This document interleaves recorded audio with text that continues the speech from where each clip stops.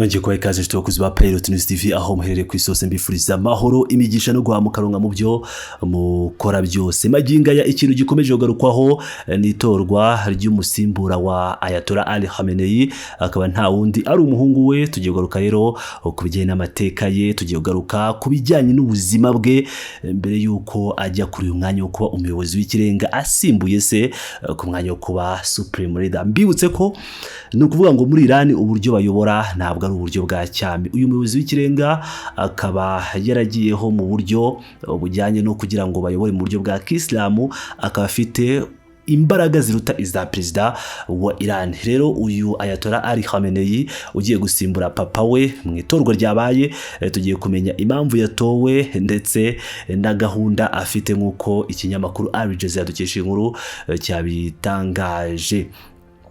Twizo cyane rero umunyamakuru wa Al Jazeera witwa Lani akaba yagize ati All right, and we want to bring you some breaking news now. We have word that the new supreme leader has been announced and that will be Mojtaba Khamenei. Reka tubagezeho amakuru agezweho turimo kwakira kugeza ubu. Yagize ati turamenyeshwa ko umuyobozi w'ikirenga mushya yamaze gutangazwa, uwo akaba ari Mojtaba Khamenei.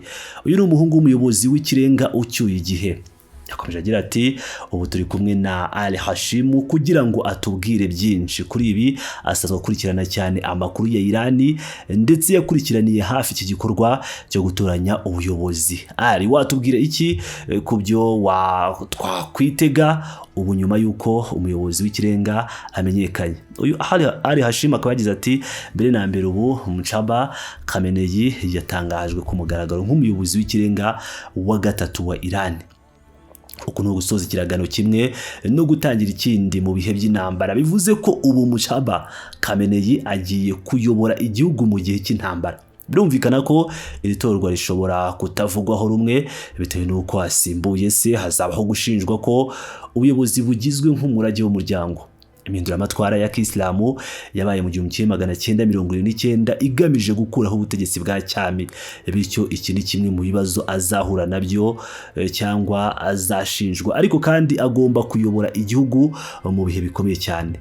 Hari ibibazo by'umutekano muke bimwugarije. Leta Zunze Ubumwe za Amerika na Israel byombi birakangisha kumwica nk'uko babikoze kuri se. Rero hari imbogamizi nyinshi zigiye kumwugariza. Icya mbere ni ukuyobora igihugu mu gihe cy'intambara. Icya kabiri ni ukongera guhuza abanya-Irani mu gihe basanzwe baracitsemo ibice.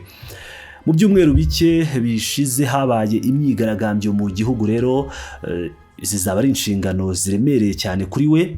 Umunyamakuru yahise amubaza ati ese hari byinshi tuzi byerekeye uwo ari we? Ndashaka kuvuga ko tuzi neza se uwo ari we, tuzi umuryango we, ariko se hari byinshi tumuziho, icyo aharanira n'icyo azaba aharanira mu minsi iri imbere bitewe n'uko turi mu bihe bidasanzwe. Al Hashim ati Mojtaba Khamenei yaturutse mu ishuri ry'iyobokamana rizwiho kuba, ndashaka kuvuga ko rifatwa nk'iritsimbara ku matwara. Akurikiza imyumvire ya se ku bijyanye na Leta Zunze Ubumwe za Amerika ndetse na Israel. Bityo rero tumwitezeho umuyobozi witeguye guhangana. Ntabwo twiteze umuyobozi woroshya ibintu cyangwa ushaka ibiganiro. Icyakora iyi ntambara iramutse irangiye akiriho kandi akabasha gukomeza kuyobora igihugu, ashobora kuzaba afite amahirwe akomeye yo gushakira Iran ibindi byerekezo. Icyo ni kimwe. Ku rundi ruhande ni umuyobozi w'idini wigishije amasomo y'iyobokamana ku rwego rwo hejuru kandi icyarimwe afite imikoranire ikomeye mu gihugu imbere n'abandi bayobozi. Yavuzweho kuba umuntu ugira ijambo rikomeye mu gihugu mu buryo butagaragara. Aha ndavuga ku ijambo afite muri politiki. Afite imikoranire mishya cyane n'umutwe w'ingabo zishinzwe kurinda impinduramatwara n'imikoranire myiza n'inzego z'umutekano z'igihugu. Rero izi nzego zindi z'igihugu zizaba zizi neza uwo zigiye gukorana nawe, zimuzi neza kuko yakunze kuba uwemerera cyangwa wanga abashaka kubonana na se. Ikindi kandi guhuza ibikorwa byose n'izindi nzego z'ubutegetsi mu gihugu byanyuraga kuri we. Bityo azi igihugu neza cyane, azi neza uko ibintu biyoborwa mu gihugu, kandi bitewe n'imikoranire ye ya hafi n'ingabo zishinzwe kurinda impinduramatwara hamwe n'inzego z'umutekano, ibi bishobora kumuha imbaraga nyinshi.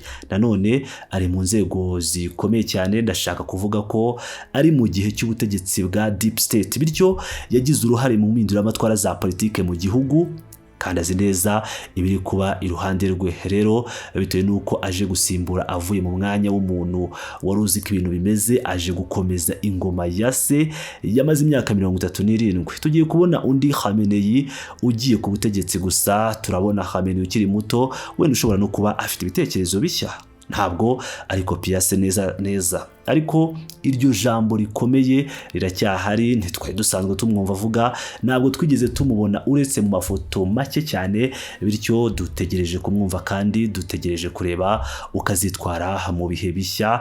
Ndashaka kuvuga ko igihugu cye kiri mu ntambara, azabyitwara amate mu gihe cy'intambara, azava muri iyi ntambara. Ibi byose nibyo bizagaragaza uburyo bwe bw'imiyoborere. Umunyamakuru Rani yahise agira ati, ndetse bitewe n'uko tutigeze tumubona avugira mu ruhame, ntitumenye byinshi ku murongo ashobora kuzakurikiza ku bantu bashobora kuba batekereza ko umuyobozi w'ikirenga mushya yaba inzira igana kuri diplomasi n'ibiganiro. Mu isesengura ryawe ibyo bishobora kuzabaho? Al Hashim ati, kugeza ubu oya, uyu ni umuyobozi witeguye guhangana, aje ku butegetsi nyuma y'uko, ndashaka kuvuga ko amaraso ya se yamenetse mu minsi mike ishize, iminsi 10 ishize. Rero afite uyu muragi w'amaraso ya se kuri we, ni umuhungu w'umumaritiri mu maso y'impinduramatwara, kandi iki ni kimwe mu bimuha ubuziranenge n'ishema ikipe ye iri kugerageza kumwubakiraho. Ni umuhungu w'umumaritiri uje kwihorera.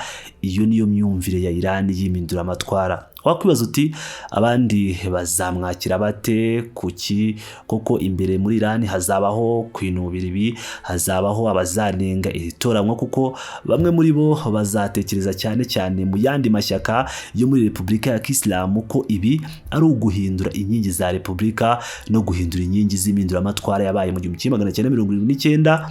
Hari byinshi byo gukurikirana. Rani ati, ndashaka guha ijambo Mohamed Val uri Tehran, kuko Mohamed, kimwe mu byo twari turi kuvugaho ni uburyo Israel yakunze kuvuga ko izaba ihiga uzagirwa umuyobozi w'ikirenga mushya, ko uwo muntu azaba ari mu kaga, ndetse ko ari we bazaba bashakisha kimwe n'abamutoye. Ndibaza ni, ubona bazabasha gute kumurinda, cyangwa se ni akahe kaga ashobora guhura nako uhereye ubu, kuko izina rye ryatangajwe? Mohamed Val ati, nibyo, icyo ni ikibazo gikomeye cyane hano muri Iran. Ikindi, gutorwa kwa Mojtaba Khamenei bigaragara nk'igikorwa cyo kwinangira ndetse n'agasuzuguro ku ruhande rw'ubuyobozi bwa Iran hano, kuko niwe mugabo Perezida Trump yavuze mu izina, avuga ko adakanganye, ndetse ubu ari mu mwanya Israel yavuze ko izamwica uko byagenda kose. Bivuze ko ari ibihe bitoroshye ndetse biteye ubwoba ku muyobozi w'ikirenga mushya, kandi birashoboka ko gutinda gutangaza izina rye byari bifitanye isano n'imyiteguro yo kureba ko azaba atekanye. Ntituzi uko ibyo bizakorwa, ariko tuzi ko mu minsi 2 ishize abanya-Israel bohereje indege 50 bakagusha amabombe 100 nk'uko babivuze, ahantu bavuga ko ari indaki yari kuzakoreshwa na nyakwigendera Khamenei, ariko ntibona umwanya wo kujyamo, ndetse bavuze ko bari bafite amakuru y'uko hari abayobozi bashobora kuba bihishe muri iyo ndaki mu ijoro igitero cyabereyemo. Rero Israel ikomeje ibikangisho byayo. Abanyamerika nabo ntibazabyishimira nk'uko twabyumvise kuri Perezida Trump. Hano ubutumwa bw'abanya-Iran nuko icyo ari icyemezo kigaragaza ukwinangira no kwihagararaho. Abanya-Iran ntibumvira amabwiriza aturutse hanze cyangwa ubugenzuzi bw'amahanga ku gihugu cyabo. Igihugu kigenga Iran yitora abayobozi bayo ikurikije itegeko nshinga ryayo, kandi no ku ruhande rw'umuyobozi w'ikirenga mushya ubwe igikorwa gisaba kwitanga azi azi neza ingaruka zishobora guterwa n'itorwa rye ariko yahisemo gukomeza inshingano. Twumva neza ko nk'uko amategeko n'umuco wa politiki wa Iran abiteganya, utegerejwe kuba umuyobozi w'ikirenga ntiyitangaho umukandida kuri uwo mwanya, ntabwo yiyamamaza. Rero agomba kuba yaratoranyijwe n'abandi ariko nawe agomba kubyemera, kandi iyo niyo mimerere ihari. Ubu umuyobozi w'ikirenga mushya yatangajwe, ni igikorwa cyo kwinangira azi ingaruka, kandi igihugu kiritegura ko hashobora kubaho kwicwa, ariko abanya-Irani barihagararaho.